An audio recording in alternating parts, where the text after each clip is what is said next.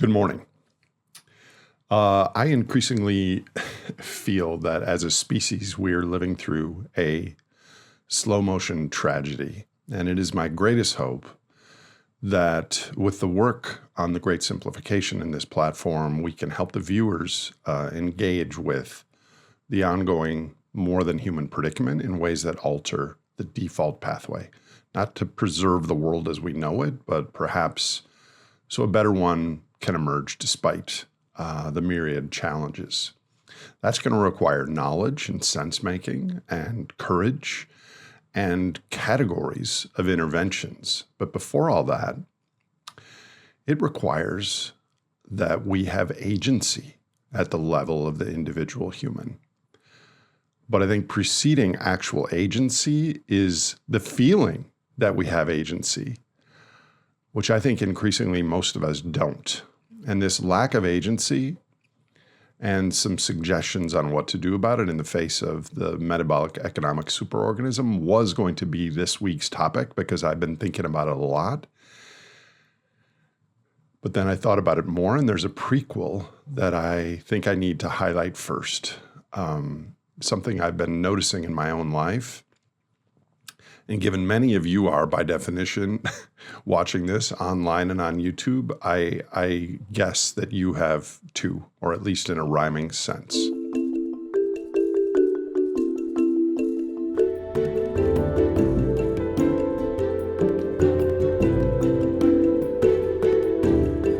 I now open my phone in the morning, hopefully after my 12-minute elephant path meditation that I'm supposed to be doing upon waking. And when I open my phone, I find an endless stream of headlines and threads and clips and charts and hot takes and counter hot takes with confident explanations of what is happening today, why, and the implications. And yet increasingly the feeling I have after swimming in some of this is actually a loss in orientation instead of the clarity or the dawning of insight that I was looking for. And I'm pretty worried about this. Yeah, there's always been more information than any one human can process and hold. But what's changing now, and in my opinion, about to change massively, yes, because of AI and algorithms, is the sheer speed and scale of information available to us, and dare I say, promoted to us. We're in a period and about to enter a new period, I expect, where for those with strong foundational knowledge and an understanding of how to use large language models, will actually increase the true signal, the knowledge, the integration, the making sense of things. But parallel to that, for the wide majority of regular people, the sheer increase in content, the noise, is going to far, far outpace the increase in actual signal. A flood of content so large, it's going to make many people who are online and accessing media feel like they're drowning. And the new AI systems make it so extremely cheap to generate text and stories and narrative and coherent strings of words. And if you remember, I've said this a lot of times, and it was in our book, for college students, the human mind can imagine millions of times more sentences and word combinations than can exist in the real world. And now AI is going to do that on steroids, pairing with humans. They are going to produce fast and confident summaries and honed arguments and explanations and answers at a scale that we've never seen before. All with a tone of competence and authority. And of course, there's going to be summaries of others' work and summaries of the summaries. And I imagine it won't be long, even with the small number of followers on this channel, there will be summaries of some of my monologues with AI graphics and other things posted by people I have no idea. So the universe of potential knowledge or things, claiming to be knowledge is about to explode. And it really hasn't even started yet. Shown in this graphic, each cube represents 3.2 million people, and the one red square is people coding or vibe coding, and the yellow cubes are those paying $20 a month for an advanced large language model, and the green are those using free chatbots. So this is very early days for the pipeline of AI-enabled content. These systems can write mesmerizing and witty paragraphs in 2 seconds. But this is a potentially very separate thing from writing that is thoughtful, helpful, or even accurate for navigating the world around us. So I think the sea change ahead is that the scarce resource is no longer going to be content or information. The scarce resource is going to be authenticity, judgment, and the ability to discern what is grounded in truth, in reality. So taking a step back, it dawned on me this week that this tectonic shift is a pattern that we've seen before in the physical world with our food systems, and then subsequently our physical health and nutrition. We have completely re-engineered our food systems away from high-quality soil and nutrient-dense raw ingredients, synthetic fertilizers, and food products engineered for shelf life and irresistible taste. I could go into a lot of detail about this, but the summary is there's no part of the food system left untouched. And just like AI, it's very costly from an energy standpoint.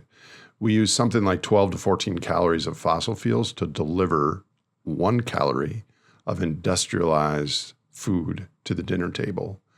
And this fossil fueled expansion of our food systems created real abundance when it came to global calories produced and how many people we can feed. But if we look at a layer underneath that, it created a bizarro result. The world currently has almost 3 billion people who are obese and almost 1 billion that are malnourished. And in many places, including my country, the USA, we have people who are both overfed and undernourished at the same time. About half of the households who struggle with malnourishment have at least one overweight or obese person. So it is completely possible to be swimming in calories and still be underfed on the vitamins and minerals and such that actually build a body. So due to fossil fuels, we have obesity and nutrient deficiency together. And that paradox showed up, just like many other spandrels of the economic superorganism, because our system optimized for what it could scale and monetize. Better yield, convenience to people, profit margins, and the supernormal palatability to our evolved taste buds. In fact, and I find this upsetting still, a large majority of modern food is not designed to nourish us at all. It's designed to be addictive, and I mean that in a literal sense, so it continue to sell at a profit. Check out my podcast episode, now a couple years old, with Robert Lustig, if you want to hear more about this. Okay, that's backdrop for my key point today. One of them.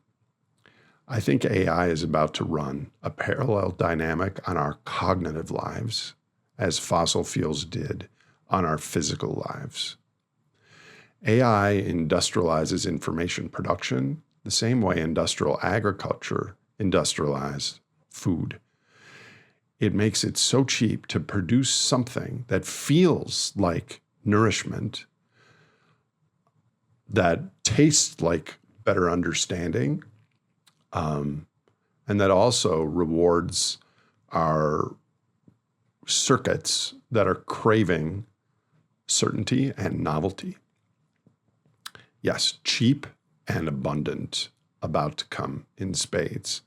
But the important and expensive parts do not automatically come along for the ride. The expensive parts are things like measurement and sourcing and expertise and accountability.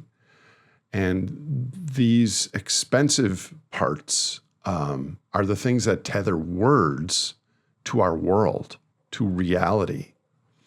So continuing a trend that started with the internet and was boosted with social media, we now risk becoming information rich and wisdom poor on steroids with AI and large language models. We risk becoming mentally full with so much noise, but still feeling and actually are undernourished for lack of real signal from all the information. We might actually call it ultra-processed information. And I think that phrase matters because it points at the underlying incentives. A lot of what will flood our inboxes will be engineered for engagement and virality, not for truth or for better orientation. It's going to be built to be clickable and shareable and emotionally activating. And unfortunately, it's also likely to often be very coherent and persuasive. Taking it one step further, just like the biggest food manufacturers found something called the bliss point, the attention economy is going to run on the same optimization. So food is optimized with the just right ratios of salt, sugar, and fat. It's very plausible a lot of AI content is going to be optimized for the perfect blend of novelty, polarization, righteousness to keep us engaged and coming back for more. All the feed algorithms and headline formats and the cadence of notifications has somewhere embedded in its supply chain its own bliss point team. So the coming deluge of content is not going to be accidentally addictive. That it actually is the product. And I want to say one more uncomfortable thing, a plethora of uncomfortable things. In the physical world, fossil energy gave us armies of machine labor at immense scale. And that helped make our lives easier in many ways. And it also helped create conditions where our bodies could gradually drift towards being overfed and undernourished. And that was on top of freeing us from much of the physical labor that kept us naturally active for thousands of years, leading us to the sedentary lifestyles many of us lead today. So that dynamic compounded the damage of calorie-rich, nutrient-poor food. But now we're building armies of digital cognitive laborers, and they're going to make things easier too, but also introduce a rhyming vulnerability to the sedentary mind.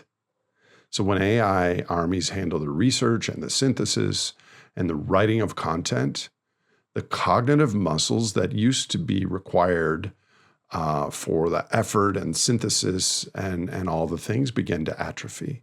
And Zach Stein and Nora Bateson talked about this in their recent Reality Roundtable. So I think this, combined with being overfed ultra-processed information, makes it easier for our minds to become disoriented, and perhaps so disoriented we might feel lost. Same meta pattern from the economic superorganism, but now a different substrate.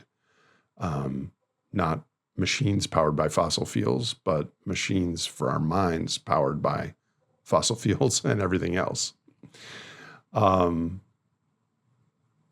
Some of you might be drawing a parallel thread here to the recent rise of weight loss drug GLP-1 and all its brand names. In the physical world, when our obesity crisis became undeniable, we didn't fix the food system. We overrode it with a pharmaceutical appetite suppressant at scale with enormous profit, arguably involving some of the same entities who had a hand in creating the broader chronic health crisis. They didn't fix the problem, they managed the symptoms.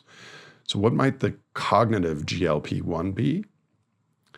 Well, if we follow the logic of our physical system, it's likely going to come from AI itself, likely sold by the same company that created the problem. I think the question becomes, do we want to wait for the cognitive GLP-1 equivalent, or should we be building the discipline now, as individuals, as a culture, while we're still able to? So this was all a preamble to my original planned, frankly, on agency. What do we do with this practically as people trying to stay sane in this rapidly changing world that most of us didn't sign up for?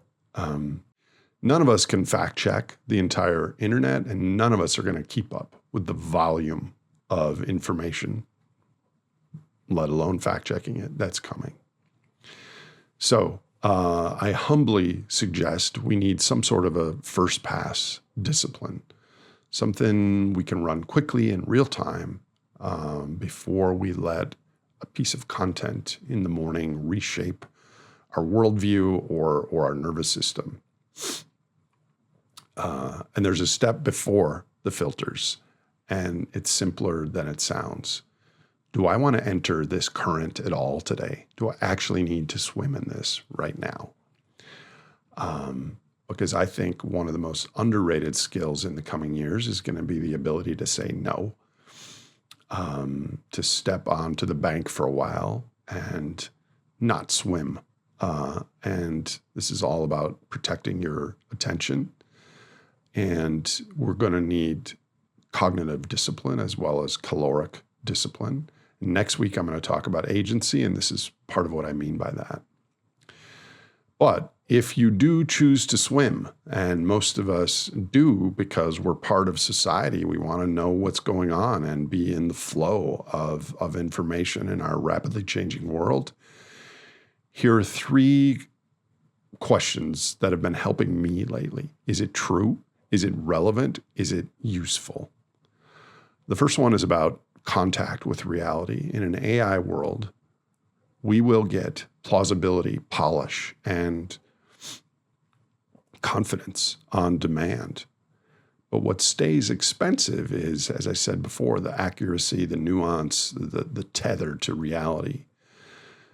So when I see a claim that activates me, especially when it makes me feel righteous or afraid or more certain than I already was, I try to slow down just enough so I can say, can I trace this back to something real? Is there a primary source here that's somewhat legitimate? Is there data? And is there an institution or person with an actual reputation that is helped or hurt by this information? And if I can't answer it or trace it quickly, I don't necessarily reject the information. I just put a big old handicap on it by treating it as unverified, so I don't pass it on or build on it. The second filter for this deluge of information is relevance. Even a true statement could be noise for you or for the world. And in a media environment where the volume is going to explode, as my friends Asa Raskin and Tristan Harris have long said, attention will increasingly be the scarce resource. And if you spend your attention on things that don't change your decisions or your priorities or your understanding of what's going on in the world, you can end up both informed and less effective at the same time. So relevance means, does this deepen your real understanding or change the picture of what is actually shaping your life, your community, and for viewers of this channel, of the living world and the biosphere? Does it change what you think is likely? Does it change what you think you should do next? If it doesn't, it might still be interesting or entertaining, but those are different things than nourishment. And at the crest of the carbon pulse, I think time is one of our most critical and depleting assets. So this is a question we're going to have to ask ourselves when we're flooded with all this stuff. And that leads me to the third filter, which is usefulness. And I mean that in the sense of orientation to the unfolding more than human predicament. Useful information improves judgment. It helps us see trade-offs and questions more clearly. And it might help us act with a little more wisdom under the constraints we're increasingly going to face. Sometimes usefulness is very tiny and very local. It could mean just a stop in amplifying anger or polarization, or maybe taking a step closer to improving your relationships or your household resilience or your local place.